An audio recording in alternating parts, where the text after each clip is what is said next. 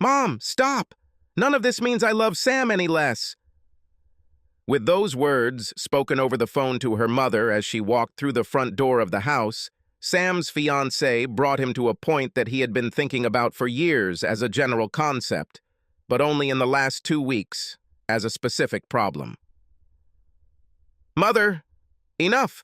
I told you this because I've always been honest with you, but I'm not asking for your opinion or approval. Besides, I know you and Aunt Sally did the same thing to Dad and Uncle Rob.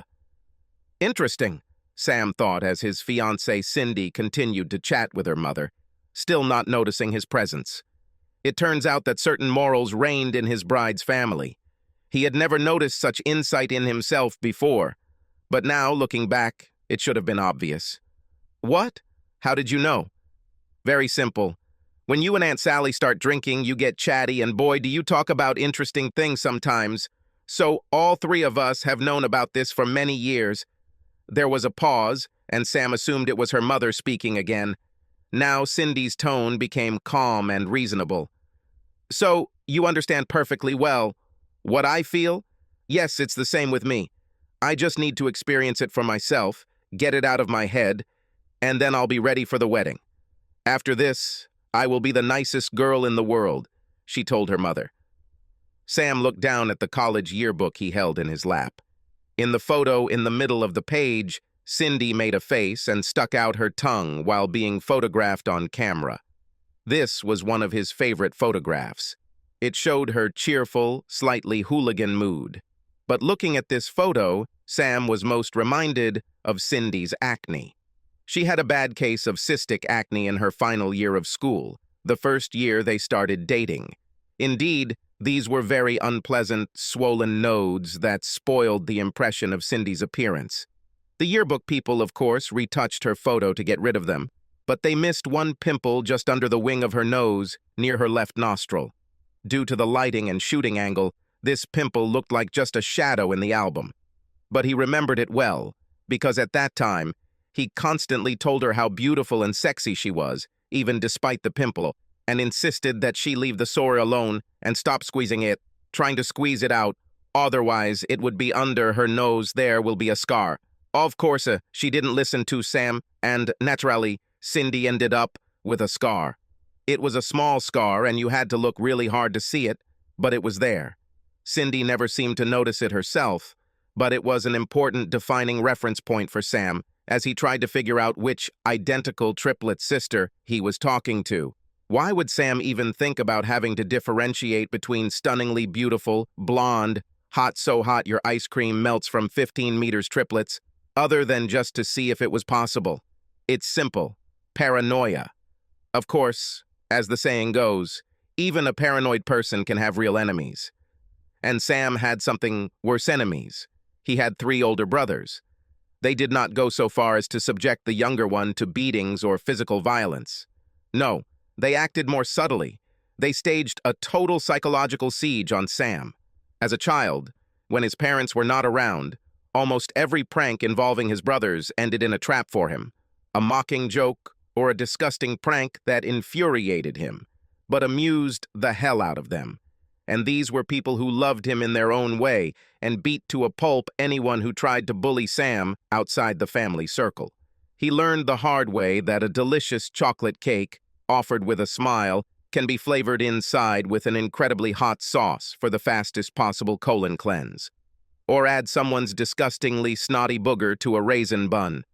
As a result, Sam quickly learned the value of caution and the need to look any gift horse in the mouth. Or, as in the case of his bride, under the wing of his nose, on his left side. However, all of this faded into the background when Sam first met Cindy in the first week of senior year. He had seen her before, but he had his own friends, and she had hers, so they never crossed paths or communicated. But during their senior year, they had an English class together, and they found themselves sitting next to each other in a group of 8 other students, plus their professor. So it was only natural that Sam and Cindy would finally get to know each other. College was a revelation to him even before he met Cindy. In high school, he never went on dates with girls. He was a serious student, and the complex dating policy reminded him too much of his explosive interactions with his brothers. so he never felt relaxed enough to spend time on it. Things turned out differently in college. There, he dealt with girls whose sexuality had already been discovered. Those he dated were usually quite open about their desires. If they wanted to have sex with someone other than Sam, they simply told him so and quickly ended the relationship. Just like that. Sweet and straightforward. No hidden agendas. And there were always more girls than guys, so the choice remained wide. At that time, Sam began to trust again, at least a little. Maybe the rest of the world wasn't really like its treacherous brothers. Things started out slow with Cindy, but the relationship quickly escalated. She was a complete pillow princess, so she remained not very active during sex, willingly allowing him to do whatever he wanted with her whenever he wanted, within certain limits, of course, and always appreciated his efforts. By Thanksgiving, things had gotten so serious that she dragged him home to meet her parents. Then he met Cindy's sisters. He hadn't seen them before because their father had insisted that they all go to different colleges, with the goal, as he said, of scattering the nuggets into different baskets.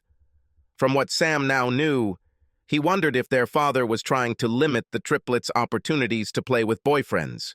Sam, of course, knew that Cindy had sisters, but did not suspect that they would be the same age and, moreover, that all three were twins. When he asked her about her sisters, she always became a little mysterious and quietly changed the subject. Perhaps the shock of seeing them all together for the first time was some kind of family fitness test. That Thanksgiving, he realized that what he had previously thought was a whole bunch of shameless, self-absorbed selfies hanging on the wall of her apartment might actually have been a vinaigrette of photos of both of her sisters.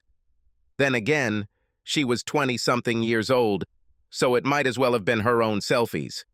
It was impossible to accurately determine this, given the not very clear resolution of the photographs.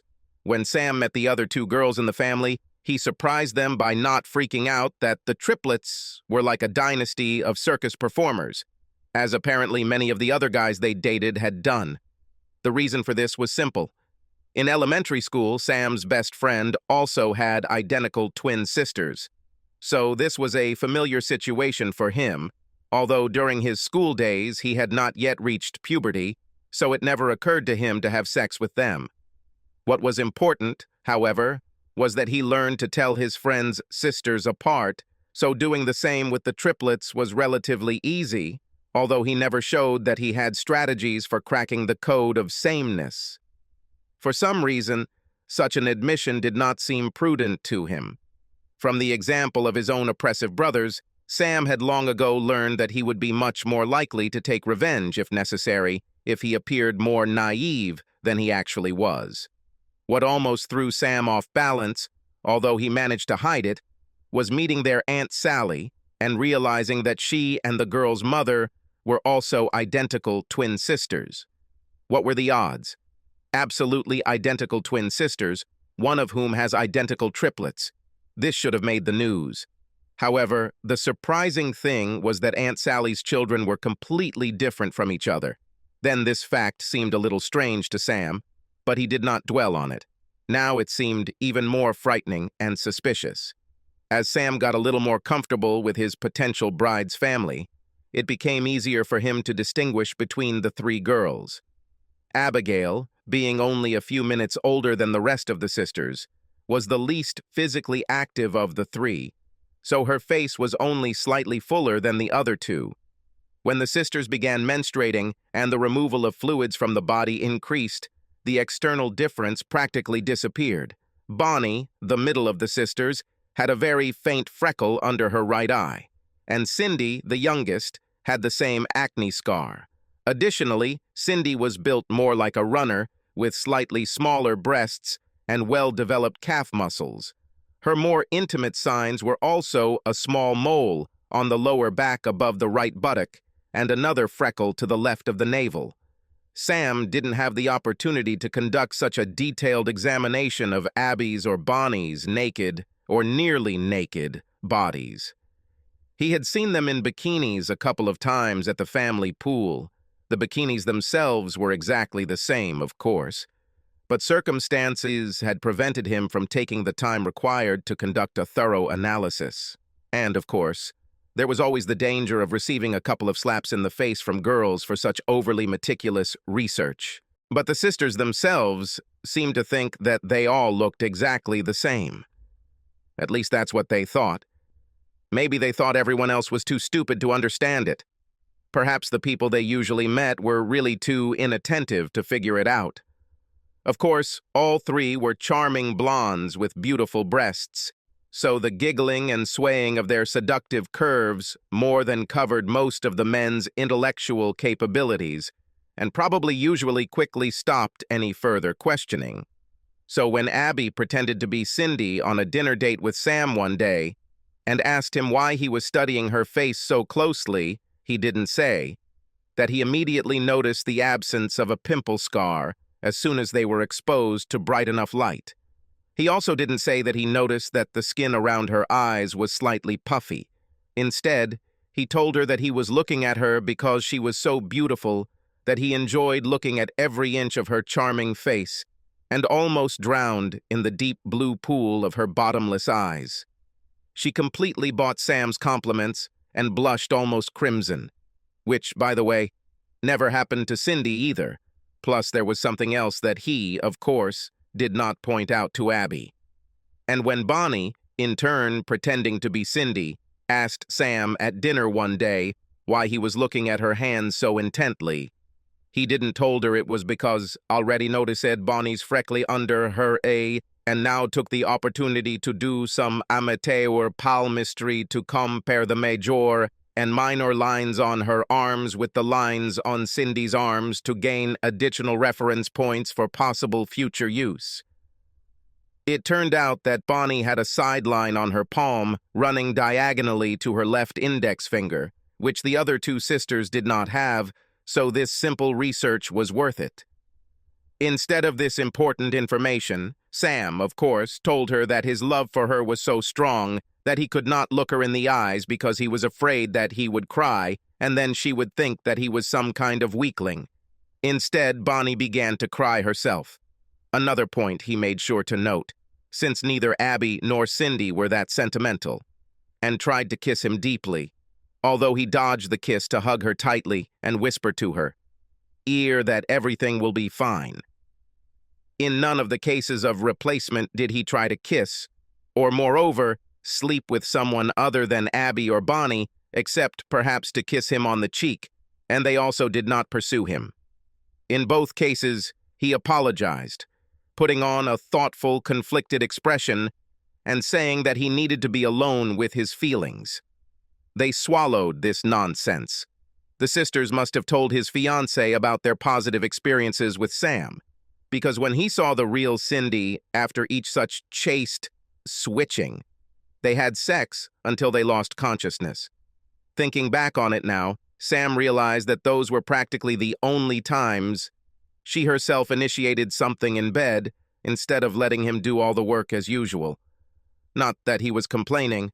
He liked to give her pleasure, and she liked to receive it. Just her never wasn't really active. Sam still couldn't understand what the point of this whole story was. Did they check him? Or were the twins trying to switch just for the sake of a backstage giggle session? According to him, it was a classic brotherly chocolate cupcake from his childhood, filled with purgeon and hot sauce.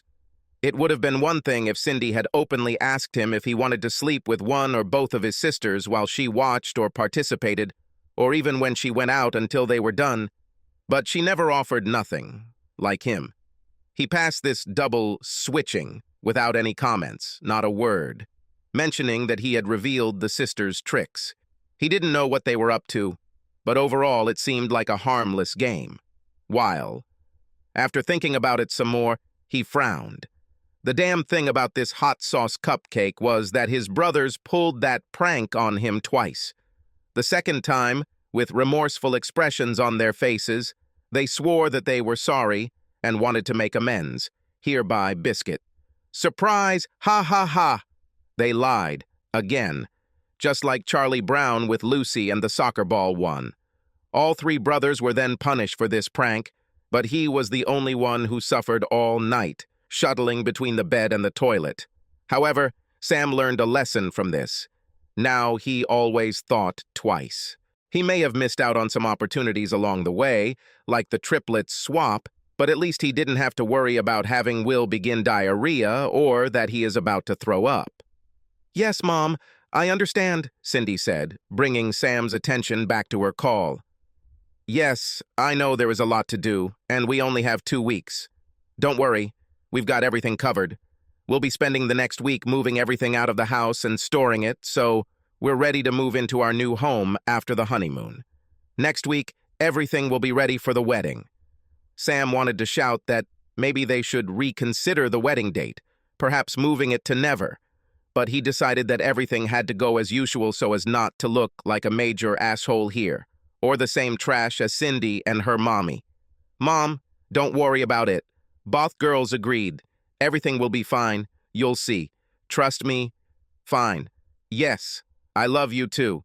Kiss Daddy. Bye." Sam heard a short beep as she pressed end and put the phone down. He then heard her walk into the master bedroom shower, turn on the water, and close the door. He waited a little longer until the sound of the water changed, indicating that someone has entered, took a shower, and finally got up. From sitting for a long time in a motionless position, his legs cramped. Sam, of course, didn't expect to have to sit for so long, but Cindy got home earlier than he expected, so he was stuck where he was sitting. She didn't see him because he was sitting behind a wall of boxes that held all his books. It was like a book fort, which was ironic considering that as a child, when he wanted peace and quiet, he shut himself out from the world in a reading fort. Now the boxes of books were his fortress, reliably protecting him at a key moment. Of course, the boxes were piled up in a corner of the living room, because books themselves weren't as central to Cindy's life as they were to his own, but he'd thought that was one of those compromises that marriage entailed. Perhaps it's time to reconsider this idea. Sam looked around the living room. Almost all of his things were already packed, with the exception of some clothes and what was on his desk. He was not tied to furniture except for his desk, and her favorite reclining chair, which for some reason Cindy hated and said would have to go into the basement of the new house because, in her opinion, it didn't go with anything else at all. Finally, the third thing he was going to take with him was the IKEA table that he bought for the TV and that he had had for many years. To these things, long familiar to Sam, he could add a mattress that he could simply throw on the floor and everything would be ready for his rest. But such decor clearly did not correspond to Cindy's ideas about the ideal interior of their new home. Perhaps it's time to rethink that too. For her part, Cindy had barely packed anything yet, while Sam was almost ready to leave. When he pointed this out to her, she brushed it off and said that all he had to do was come to church and say the magic words. The bride had to prepare and do everything herself. After what he heard today, Sam thought that it was unlikely that he would now be able to complete at least one of the tasks assigned to him. But Cindy's plan was that next week, when she was finally done with single life, the movers would come and pack up what was left in there and put it all in storage until she and Sam got back from their honeymoon and will not be ready to move to a new home. The house, which, of course, will still need to be rebuilt in accordance with her, Cindy's, taste. Until then, Sam will have to share an apartment with Abby's boyfriend, Tony, while Cindy will move in with her parents until everything is ready for the wedding. That's how it was her plan. But wait. What did the famous boxer Mike Tyson like to say? Everyone has a plan until they get punched in the face. Sam looked at his watch. There was still some time left before Abby and Bonnie arrived. According to the developed legend, they were both supposed to arrive there with takeout to talk about the wedding, after which Bonnie, but in reality Cindy, would leave home to spend the weekend with Bonnie's boyfriend, Bob, while Abby and Bonnie was having a sister sleepover here, which meant Sam wouldn't get any sex that night. In the second part of the plan, Cindy, disguised as Abby, will have to spend Saturday evening with Abby's boyfriend, so Bob and Tony would think that each of them spent one night with his girlfriend, while Sam had to make sure he was spent with Cindy. It was smart, but only until it became possible to tell identical triplets apart from each other, or if the sisters weren't too stupid to maintain reasonable operational security, which they, in fact, were. 2 weeks earlier, Sam met Bob and Tony for drinks while the girls were getting ready for their wedding. It's hard to say what exactly they were doing. Hairstyles, or flowers, or napkins, or something like that. The intended purpose of the meeting was for the guys to discuss Sam's bachelor party, which took them about 5 minutes to plan. Tony insisted that the bachelor party would consist of 3 key elements. 1, go to the club. 2, get really drunk there. And 3, don't end up behind bars. The simplicity of the plan was perfectly matched by its consistent integrity, which quickly and easily led to a general male consensus. Thus, the conversation moved on to other topics. The subsequent exchange of opinions inevitably led to daydreams about how great it would be if sisters agreed to switch places so that each of them could have sex with all 3 guys, preferably in the same room, so that they could all watch it.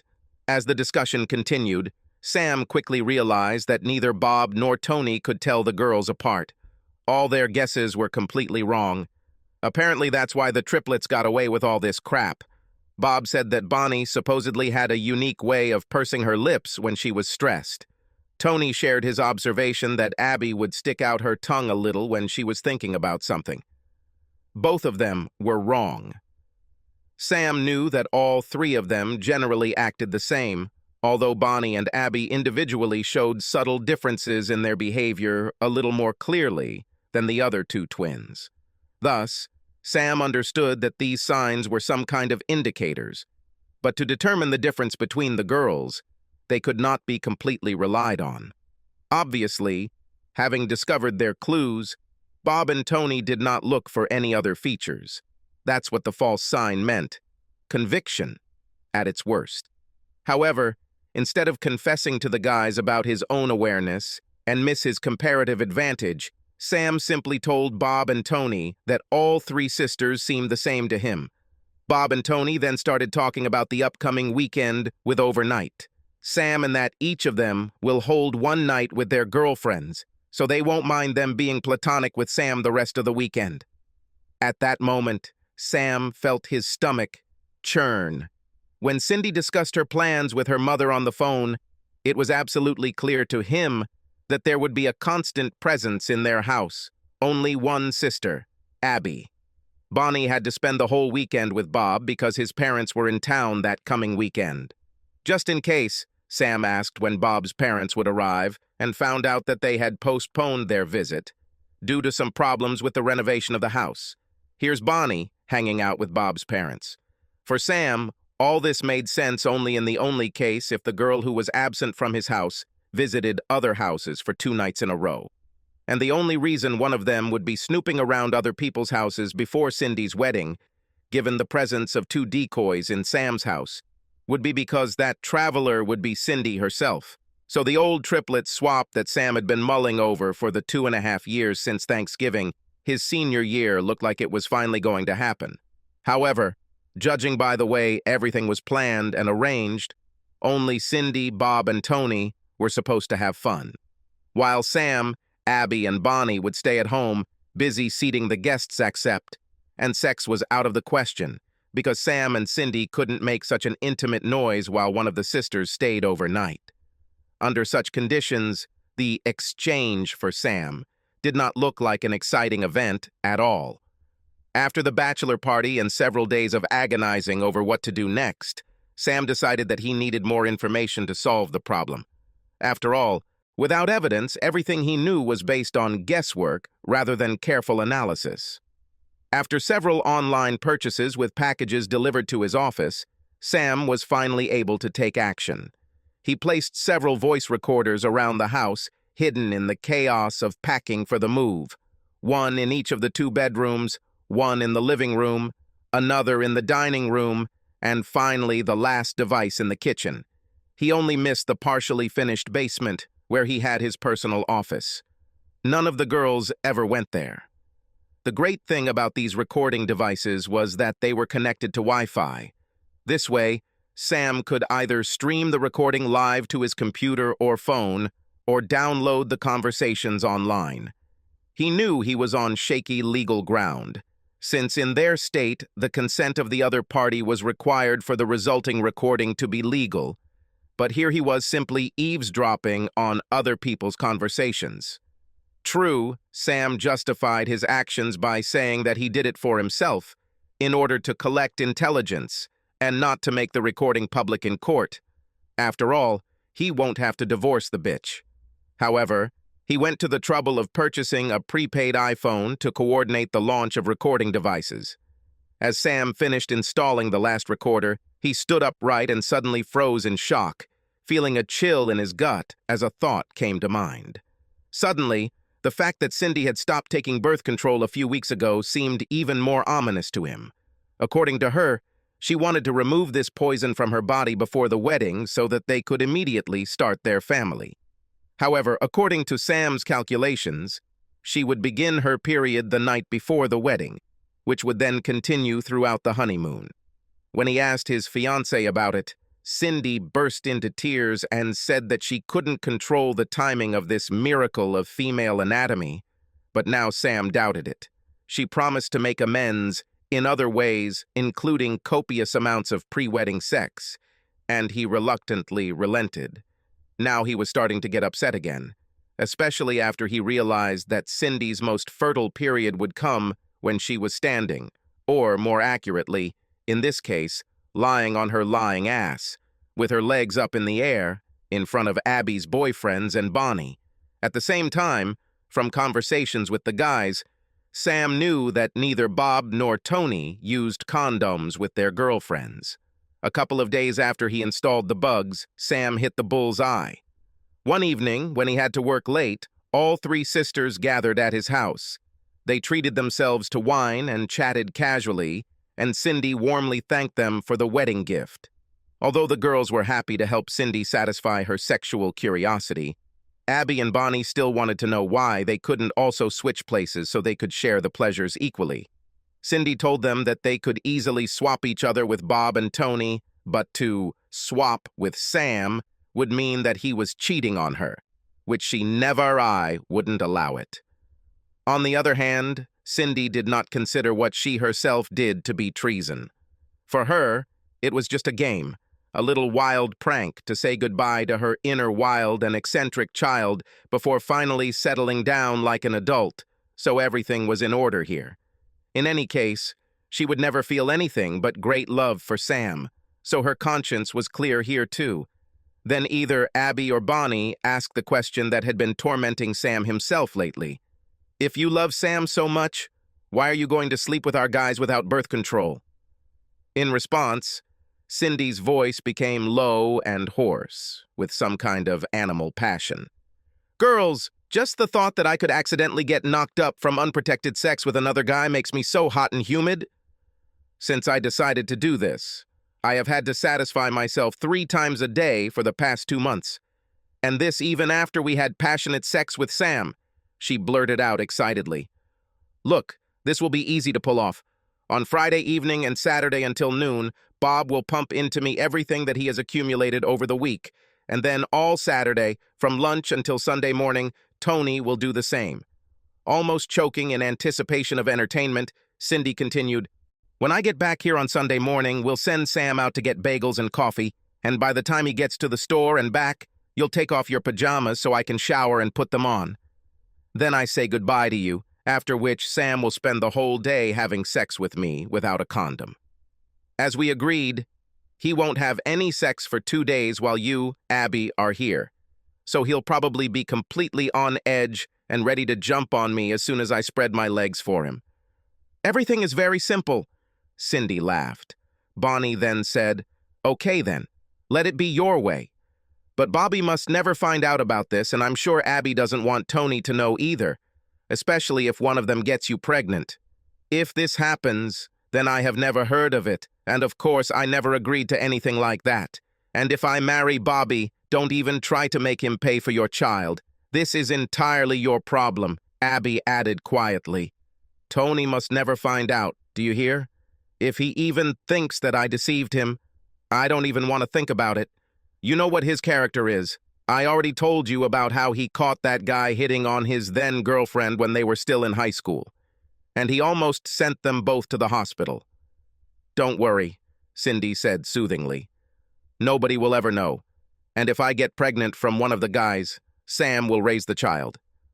He wouldn't even think that it wasn't from him.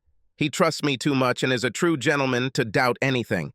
Cindy was silent for a second, and then giggled frivolously. Oh, and the thought of him raising a child that isn't even his because he has no idea makes me even more excited.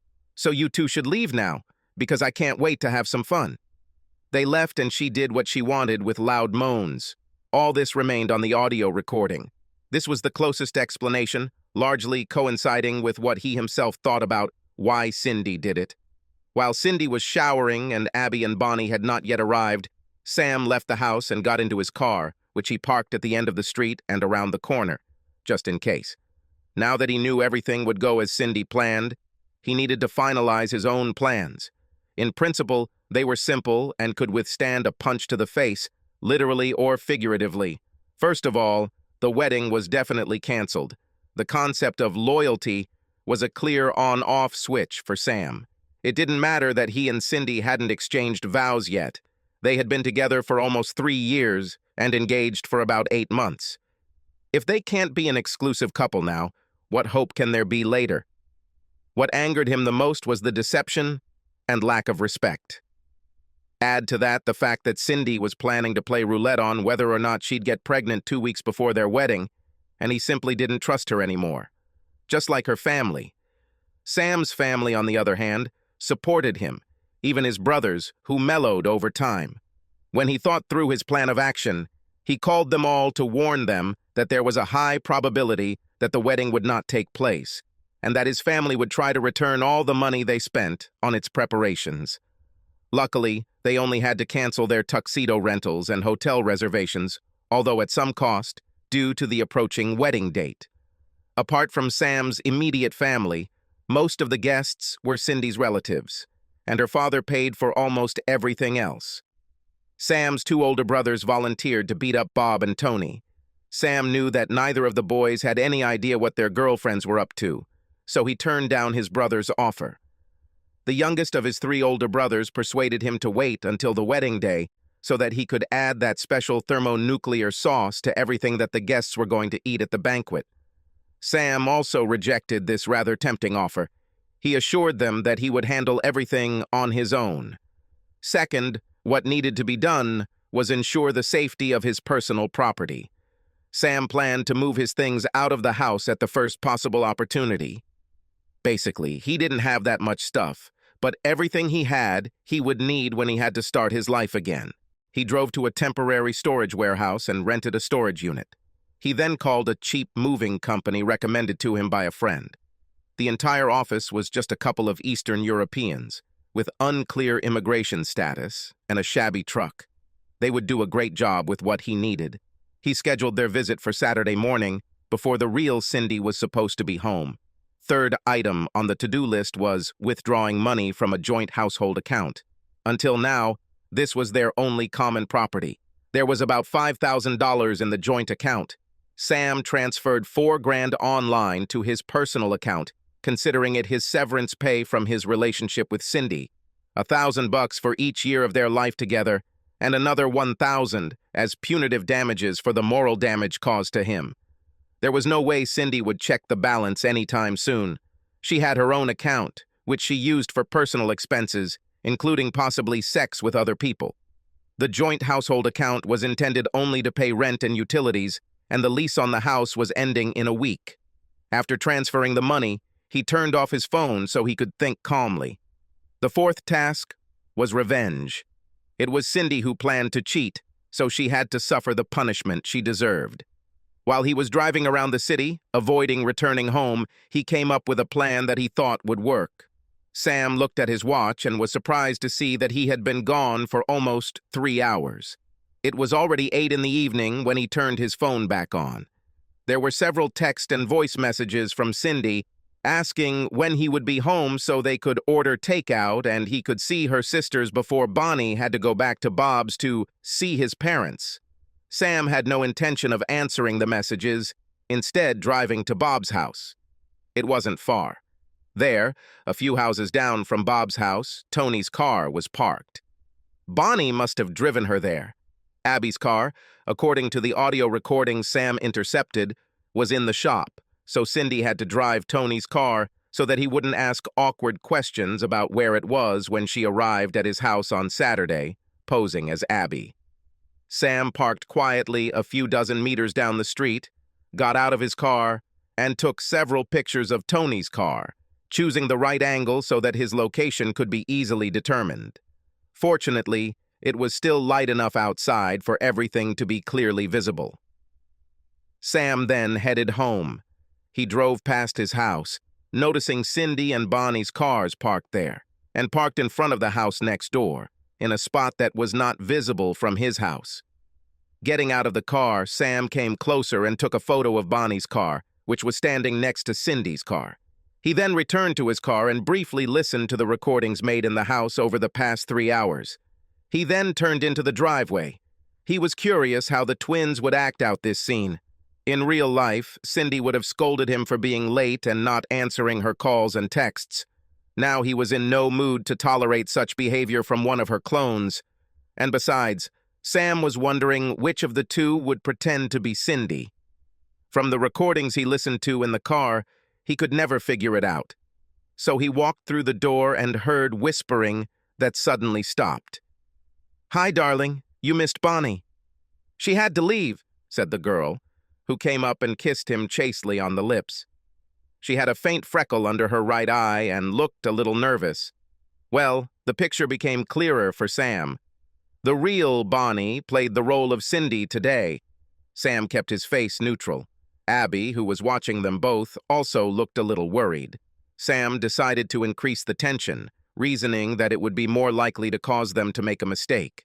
He looked at them both intently, carefully peering into the girls' faces and looking from one to the other, while maintaining a calm expression on his face. "Is something wrong, girls?" He asked the question with Olympic calm. Cindy laughed nervously. "Everything is okay, dear. We were just worried because you weren't answering your calls. Where have you been?" "Somewhere," he said, taking a container of Chinese food from the table. He was hungry and began to devour food while the girls looked at him and then at each other. Would you like me to heat this up for you, honey?" Cindy asked cautiously. "No," he answered briefly. She called him cute. That must be what she called Bob, although Sam didn't seem to notice it before. Cindy always called him baby. They must not have rehearsed that much and carefully. It was a very useful observation. Silence reigned in the kitchen. Frozen in place, the girls simply looked at Sam while he silently actively worked with his jaws. He looked at them both, still showing no emotion. "Don't you two need to do some wedding shit?" he asked, raising an eyebrow and clear irritation in his voice. Both twins flinched. They clearly did not expect any negative attitude from him, and, generally speaking, he was usually in a cheerful mood around them. But the deliberate hostility was important to what Sam had in mind with his plan. Faced with such an unexpected attitude, both girls quickly jumped up and disappeared into the master bedroom, slamming the door behind them. They were in such a hurry that they forgot about Cindy's phone, which remained lying on the kitchen table behind Sam. He took it, switched the ringer to vibration only, and put the phone in his pocket. The only important detail he caught on the recordings he managed to listen to was that Cindy took Abby and Bonnie's phones, hiding the one she didn't need in her purse. This meant that Cindy's phone remained in the house. Now, the disposition has changed. Sam's control of the phone meant that Cindy would not receive any messages from her two accomplices. There was no landline telephone in their house. If Cindy's phone had not been left in the kitchen due to the sisters' oversight, Sam assumed that he would have had to somehow distract their attention in order to find it and hide it. Well, such a happy coincidence of circumstances would greatly simplify the situation and allow him to pay off the deceivers in full. So the bets were placed, the trump cards were in hand. Now it was time to start the game. Your game. After finishing his meal, Sam grabbed a beer and went down to his office in the basement, making sure to leave a mess in the kitchen. This was also not in his habits, since he was known to be the most careful of all three boyfriends. Descending the stairs, he slammed the door behind him and was pleased to hear the bedroom door open above him and the sound of footsteps heading towards the kitchen. Sam turned on the live broadcast of the conversation from there. Even without recording, it was clear that one of the twins was washing the dishes. "Is there something wrong? Have you ever seen him so gloomy?" The voice of one of them was heard. "No, they probably had a fight." "Damn it. Why didn't she warn us?" "Because, as always, she doesn't think about anyone but herself." Another snorted. "We should call her. I know she said not to do it, but it really could get out of control." Where's the phone?" "How do I know? Wasn't it with you last time?" "I don't remember. No, wait. I think Cindy has it." "And where did she put it?" "Oh, shit. Do you think she put it in her purse with the others?" "Maybe." "Well, what should we do now?" There was a clearly nervous tone in the voice. "No matter what, we have to make him happy tonight, at least until we can talk to her tomorrow." "It's easy for you to say. Today I am Cindy." There was laughter. "And I thought that you wanted to change." "I have changed my mind. I've thought about this a lot. I don't need any other guy but Bobby. I'll die if he cheats on me. And I can't understand how what Cindy is doing is different from this." It now became clear that it was Bonnie's voice. "Actually, we both used to change with Cindy before meeting Sam, and then you didn't seem to have any problems with it," Abby reminded. "That was a different matter. We were just checking him out, and nothing happened. He was a real gentleman." "Well, then just satisfy this gentleman tonight if you have to," Abby suggested. "It won't count. Tell him you have thrush or something, but you still want to please him. You'll see. He'll agree. Guys are generally selfish." "Maybe I should go check on him down there?" Bonnie asked hesitantly. "If I were you, I'd leave him alone for now." Then the shuffling footsteps returned to the master bedroom, and her door closed again. Sam promptly switched, and was now listening to a live audio recording of what Abby and Bonnie were talking about in the bedroom. I can't do this." It sounded like Bonnie was about to have a nervous breakdown. "Well, you'll have to, sis, if he gets out of control. As for me, I'm not going to do anything sexual with him. Tony will kill me if he finds out. So you have to take responsibility for yourself, for the sake of the whole team." "I've never lied to Bobby before," Bonnie repeated in a depressed voice. "It's too late, honey. You already lied to Bobby when you signed up for this. And you've been lying to Sam from the moment he walked through the door." Abby stated the obvious. Of course, her words did not cheer up her sister at all.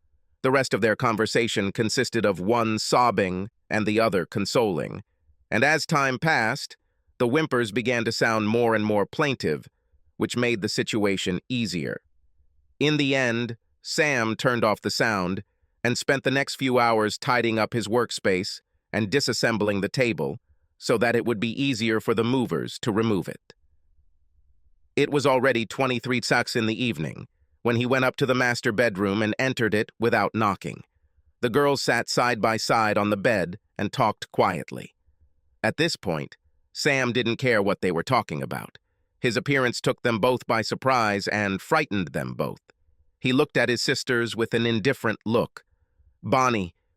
Cindy's eyes were puffy from crying.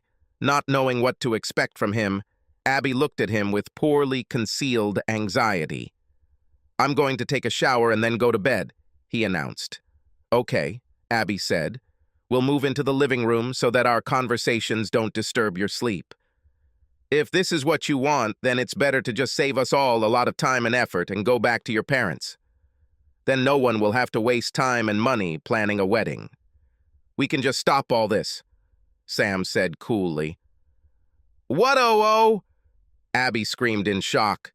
Worried, Bonnie Cindy looked unable to say anything at all. "If my fiancé isn't in my bed in 5 minutes, ready to give me some love right now, because I won't be having my own fucking honeymoon in a couple of weeks because that's when she's scheduled to get her period. Well, then there's no point in either of you staying in the house when I get out of the shower, and in general in my life," Sam said harshly. "You're an asshole!" Abby attacked him. "You can't talk to her like that. Just look at her." Sam ignored Abby's emotions and pressed Bonnie, Cindy, who was now bursting into tears. "You have to choose, Cindy. Me or your family. If it's me, then be in bed when I get out of the shower. If you choose your family, you can both leave immediately. I'll get my things out of the house by tomorrow morning while you're gone," he announced, heading into the master bathroom without further ado. While brushing his teeth in front of the sink mirror, he heard whispers on the other side of the door. So good. None of them have run out the front door yet. He undressed and got into the shower. As the hot water poured over him, he heard the creaky bathroom door slowly begin to open. This was getting quite interesting. He assumed the fight would start in the bedroom, with at least some screaming and yelling about what an insensitive ass he was. He didn't really expect anything more than ruining Cindy's weekend before dumping her. According to his original plan, both sisters, unable to withstand his pressure, were to run away from the house. After which, under some pretext, they would yank Cindy out of Bob's bed and send her back to him to try to save the upcoming wedding.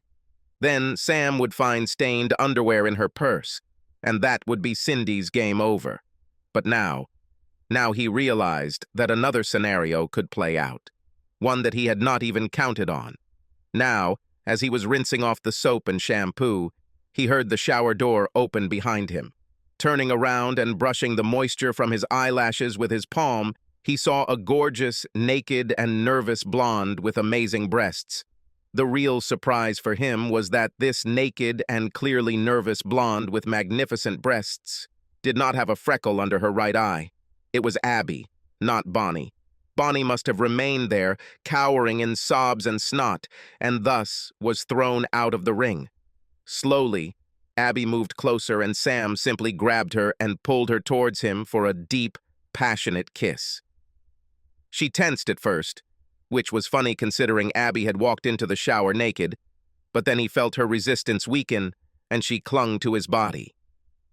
When she started to kiss him back, he grabbed her by the hair, spun her around, and pressed her face against the wall of the shower stall. Her hands instinctively flew up, and her elbows rested on the plastic surface so as not to hit the wall. Sam immediately noticed a small mole on her right shoulder blade that Cindy didn't have. And of course, there was no noticeable mole on this naked beauty's right buttock. Like the real Cindy.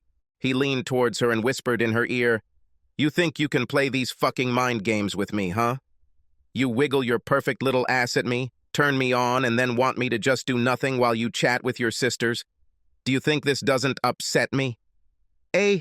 Come on, tell me, did you want to marry a man or a weakling?" She didn't say anything, just whimpered.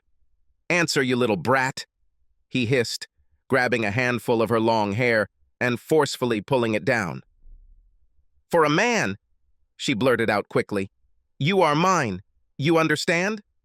He pulled her hair again. She nodded and moaned. "I don't hear any nods. Say it out loud." "Yes," she moaned in a low, chesty voice. "I'm yours. All yours. You'll never have sex with anyone again, will you?"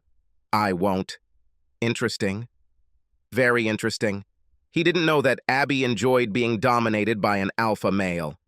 "If I want us to have intimacy in front of your sisters, you will allow me, won't you?" "Oh, God, yes. Do it in front of my sisters. Let them look at this." "Oh, you're my good little bitch."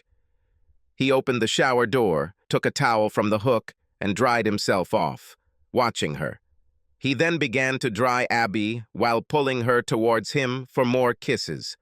At some point, Abby pulled herself together a little, broke the kiss, pushed him out of the shower, and finished drying herself off. She stepped out of the shower, hung up the towel, and took his hand. Then the blonde, hot after a shower and sex, led him to the bed. She must have figured that Tony would never find out about anything, so she could take that risk. She threw back the blanket, lay on her back, and spread her legs without saying a word to him. Before falling on her, Sam went and turned off the light. It was important that what happened next happened in the dark. "I memorized your body, bitch. While I have sex with you tonight, I want you to imagine me doing it with your sisters," Sam rumbled in a low, slightly growling voice as he loomed over her. "Ooh, oh my God," Abby moaned in a trembling voice, closing her eyes. He lay on top of her and started kissing her face and body again. Sam paused long enough to give her hickeys on her right thigh and the right side of her stomach. When they finished, Abby sat up and looked at Sam in the darkness, gently stroking his face. "I never told you enough how special you are, my sweetie." Here we go again. "Sweet." He simply pulled her lying face in for a kiss. "When I'm with you, I realize that I am the happiest person on earth," he said, pausing briefly to choose his words carefully. They kissed deeply and wetly again. When they broke the kiss, she asked, "Would you like a drink?" "As usual," he replied, knowing that Abby most likely had not been informed of what he usually liked. He literally felt her indecision with his skin. "Double portion of Lafroig, carefully. You remember, right?" "Oh, yes, exactly," Abby responded with false confidence, half with notes of relief in her voice. He really could use a wet drink right now, but he didn't remember Abby being a big drinker. Could she even think about slipping something into his glass to keep him under her control for the rest of the night? He'll have to tread carefully here. His current twin lover slipped out of bed and disappeared behind the door, closing it behind her. He heard Abby's footsteps approaching the guest bedroom, the sound of the door opening, furious whispering, and then 2 pairs of feet heading towards the drinks bar in the living room, where they were apparently trying to figure out what was where and how exactly to spell Lafroig. Until that moment, he had no idea how noisy it was in his house. Absolutely everything could be heard. He and Cindy should have tried to reduce the rent for such thin walls when they moved into this place. Well, now it was too late. Again there was a whisper behind the door, then silence. The door slowly opened, and a naked blonde walked into the dark room with 2 glasses in her hands. The dim light pouring from the corridor illuminated an almost perfect silhouette, destined to provoke the commission of one of the deadly sins. She closed the door, pushing it with her tight ass. The old door creaked with the happiness of such contact, and carefully approached the bed. As she came closer, he quickly stood up, took both glasses from her hands, placed them on the bedside table, and pulled the beauty towards him for a deep kiss. Sam tasted the vodka on her lips and tongue and felt her trembling. This was not the warm skin of the girl who had left the room a minute ago. They must have switched places again. Abby probably told Bonnie that now that he had just had sex, he would be satisfied and relaxed. This miscalculation of theirs, on the contrary, made him excited again. Feeling this, she tensed, broke the kiss, and pushed him away. "Would you like another drink, honey?" she suggested with nervous haste. "Cute." So. That's right. The sisters switched places again. Bonnie tried to sound calm, but there was tension in her voice. "You know what? I changed my mind about what I want to drink," Sam snapped.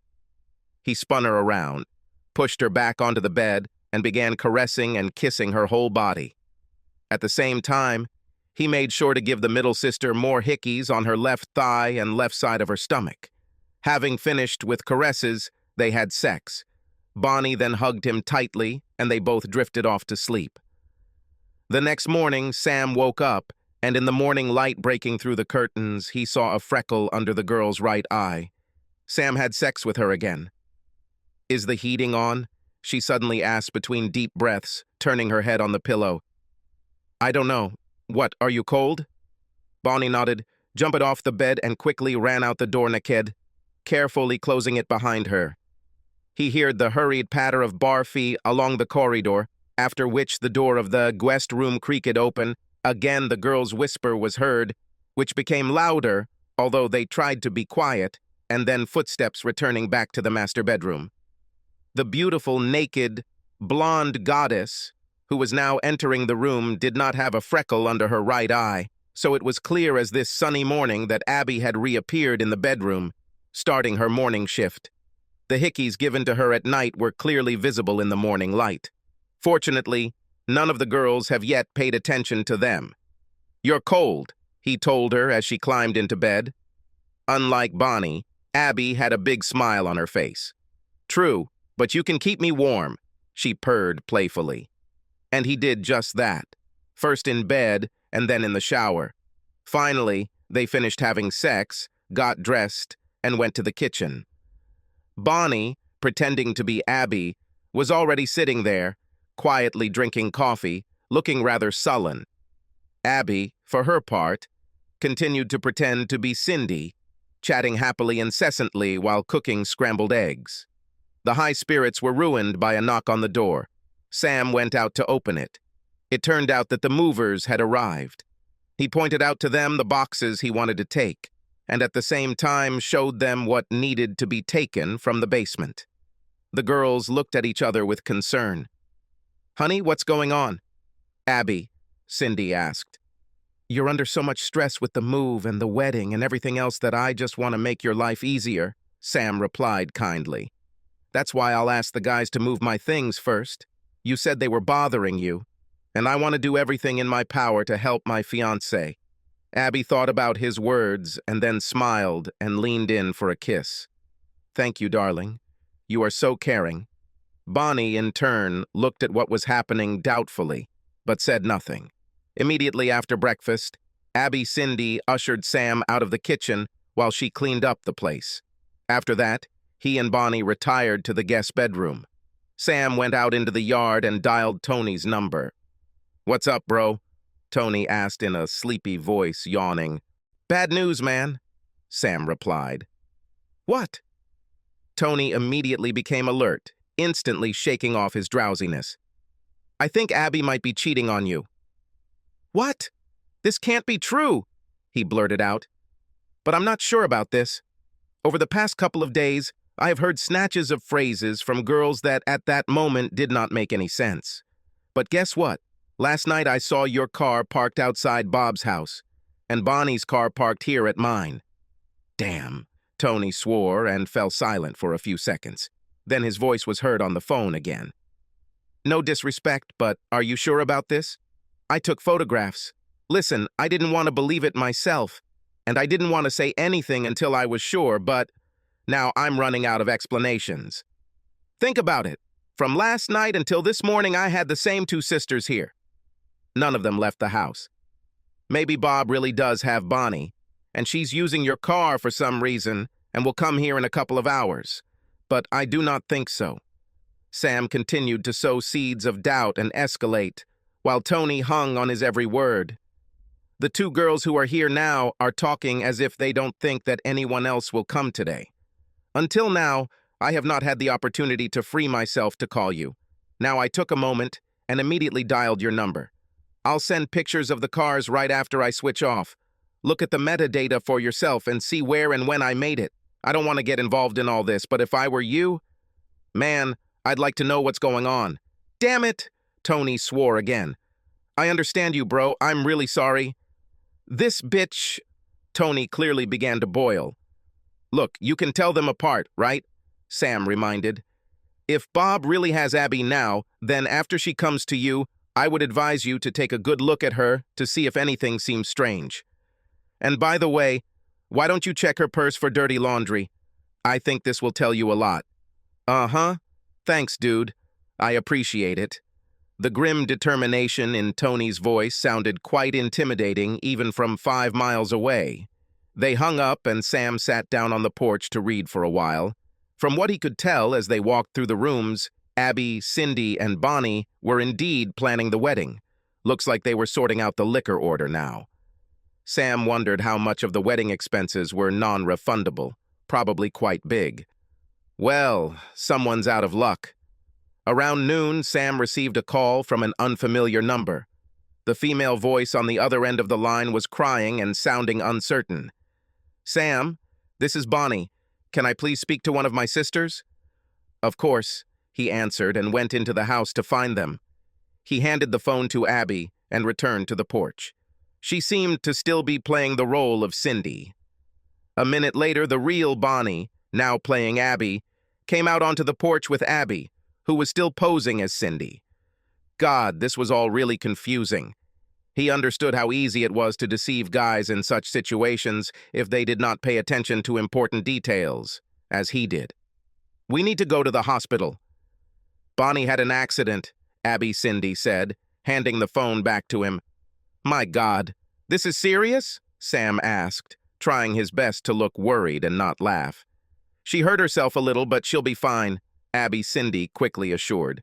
"We'll be back soon." "Let me take you," Sam suggested. "No! No!" they shouted, as if on cue, before realizing how panicked their voices sounded. Immediately, both conspirators looked at each other, and then simultaneously became embarrassed and blushed. "It's okay," Abby Cindy hastily added, trying to quickly move past the awkward moment. "You know what a fool Bonnie is," she said without blinking an eye, withstanding the destroying look that the real Bonnie standing next to her threw at her. "I know you still have a lot to do, so stay here. She'll be fine." Sam thought about arguing about it, but it wasn't much fun anymore, so he let them drive away, protesting a little just for show. As soon as they were out of the driveway and their car was speeding down the street, Sam called Bob. "Hey, Bob, what's going on? Cindy just said that Bonnie had some kind of accident, but they didn't tell me anything specific." "What?" "Bonnie left me just half an hour ago. She said she was coming to your house. No one has come here all morning." "How? Look, I don't know what's going on, but I saw Tony's car in front of your house last night. Abby must have used it because her own car is in the shop." "Bullshit. Wait a minute. Maybe she lent it to Bonnie?" "I don't think so. Bonnie's car was here and Tony's car was there. I was thinking maybe the girls were up to something. You might not like it, but I think they might have replaced each other in front of us. I called Tony this morning and told him the same thing." "What a bastard. If he's the one who hurt Bonnie, I'll kill him," Bob shouted angrily. "Wait, Bob, how do you know which one you had at home? I have no idea what two I had here." There was silence on the line. "Damn," Bob finally said, discouraged. "I know. I'm going to go to the hospital and try to figure out what the fuck is going on. If they really switched places and Cindy was involved, I'll be very angry." "I understand," Bob said. Sam couldn't help but dig the knife in deeper. "I mean, it would be one thing if we all agreed to this, but what I don't like is lying. Now it seems to me that someone is being deceived here. I mean, I had sex all night long with a girl I thought was Cindy. She got up in the middle of the night and later returned with a drink. Maybe they changed on me too. Perhaps, along with Cindy, I also slept with Bonnie. If I did, I didn't know for sure. In short, I'm sorry, man. Sorry if anything happens." When Bob answered after a very long pause, Sam could clearly hear the ice in his voice before he passed out. "See you at the hospital." Sam smiled and drank another cup of coffee, giving an angry Bob the time he needed to get to the hospital. Setting the coffee mug in the sink, Sam reached into several file folders that he had deliberately not started packing just yet, pulling out various documents. He also collected listening devices throughout the house and threw them into the glove compartment of the car. There was no longer any need for them. Finally, he quickly gathered the remaining clothes and loaded them into his car as well.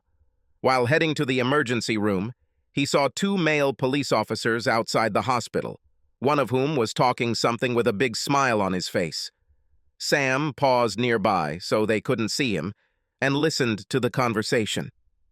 "As I drive up, I see this hot, naked blonde lying on her back on the sidewalk, legs spread wide and all her charms on display, as if she's at the gynecologist.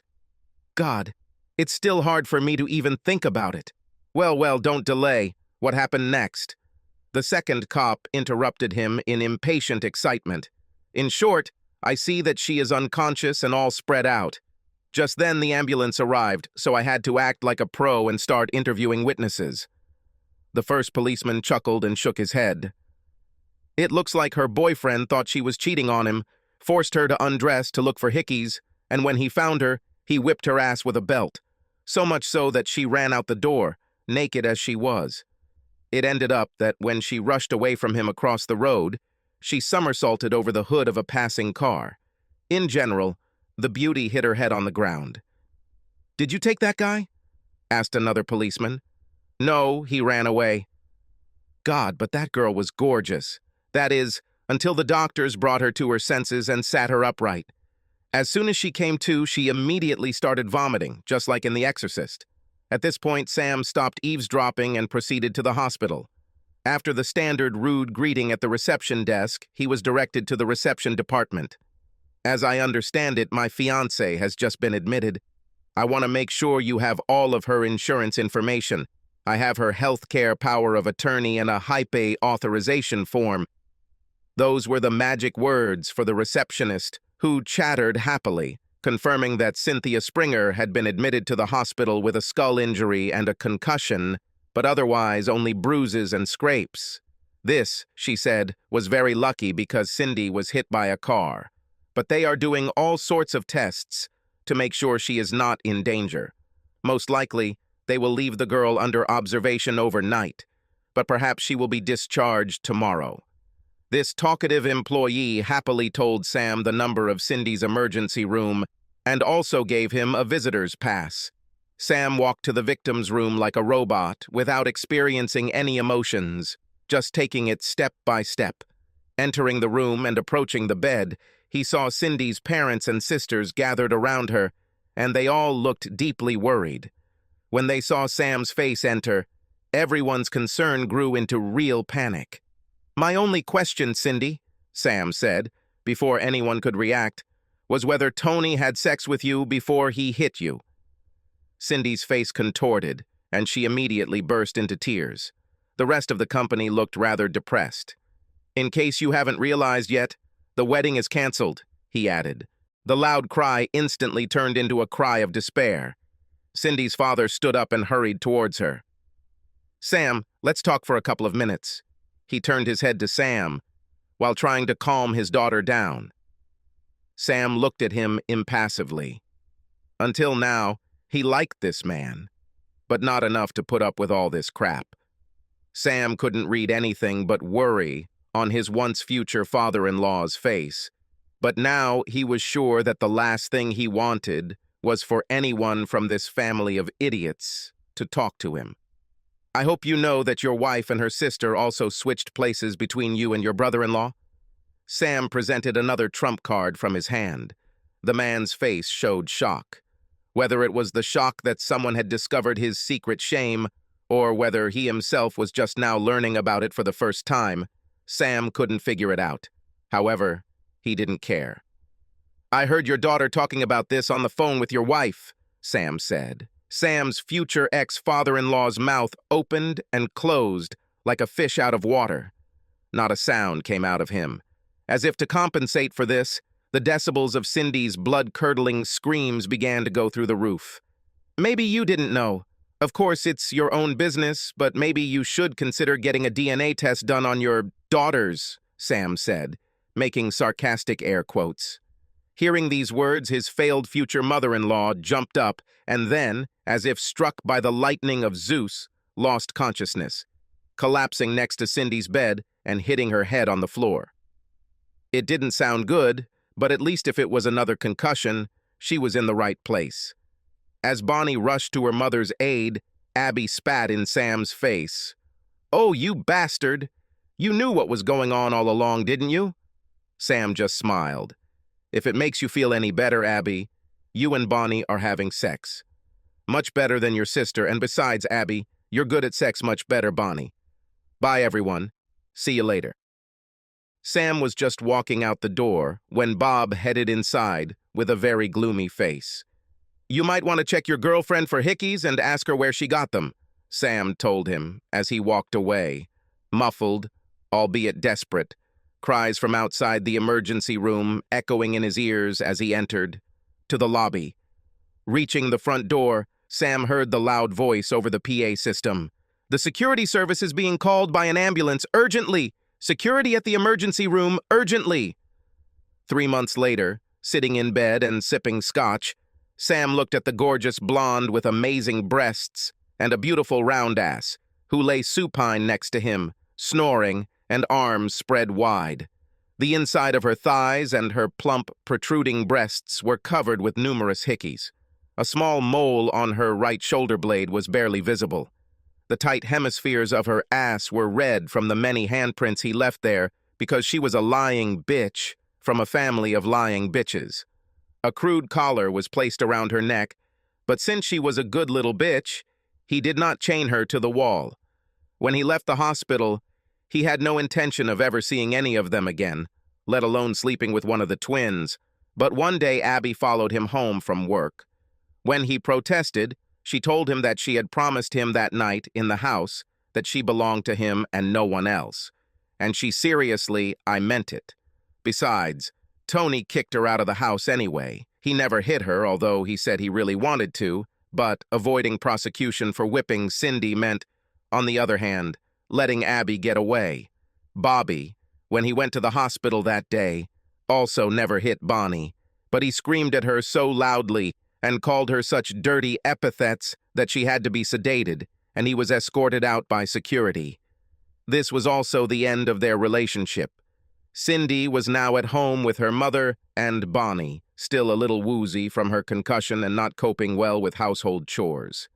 Their house now had a lot of space. Cindy's father moved out. It seems that he thought about Sam's last words for a long time and still insisted on conducting a DNA test on his daughters. It wasn't too surprising that all of them turned out to be not his daughters.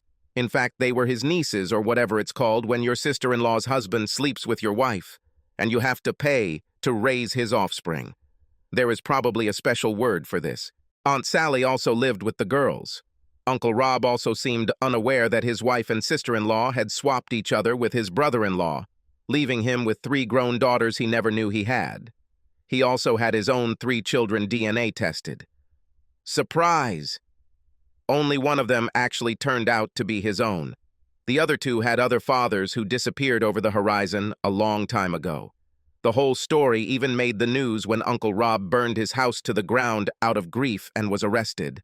When Abby found out that her father was actually her uncle, or whatever his name was, and that her uncle was actually her father, she called her mother, Aunt Sally, and Cindy bastards who ruined everyone's lives.